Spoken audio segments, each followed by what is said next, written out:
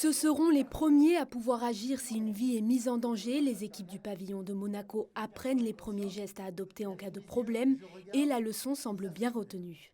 Il faut protéger les autres, il faut protéger la personne, il faut secourir, il faut avoir un téléphone sur soi pour appeler au plus rapidement les services de sécurité et de secours. Vous m'entendez, madame? Serrez-moi la main. Serrez-moi la main. Oui, inconsciente.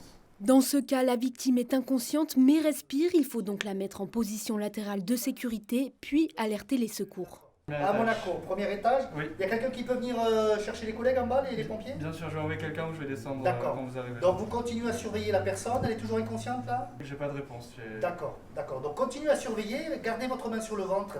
S'il y a de l'évolution, si ça venait à empirer, n'hésitez pas à nous rappeler, les collègues arrivent, d'accord? Très bien, merci beaucoup, à tout de suite. Vous pouvez raccrocher aussi. C'est en attendant les secours que l'état de la victime peut s'aggraver et c'est pendant ce temps qu'il faut agir. Dans le cas d'un arrêt cardiaque, les élèves apprennent à utiliser un défibrillateur et procèdent au massage cardiaque et chaque seconde est comptée. Au bout de 3 minutes, on a des séquelles.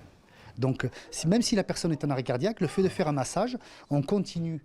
Ça nous permet de faire continuer la circulation sanguine et donc l'enrichissement en oxygène et ça évite les séquelles justement. À la fin de la formation, les équipes du pavillon de Monaco seront donc capables de secourir une personne inconsciente qui s'étouffe, qui saigne abondamment ou qui est victime d'un arrêt cardiaque. Et à Dubaï, elles auront quelques piqûres de rappel. Ils seront pris en charge et ils seront reformés, que ce soit au niveau secourisme, au niveau évacuation, au niveau des bâtiments et au niveau des règles internes du pays aussi. Donc normalement, ils vont revoir tout ça, mais avec quelques petites particularités selon le pays. À quelques particularités près, les gestes de secourisme sont similaires dans le monde entier.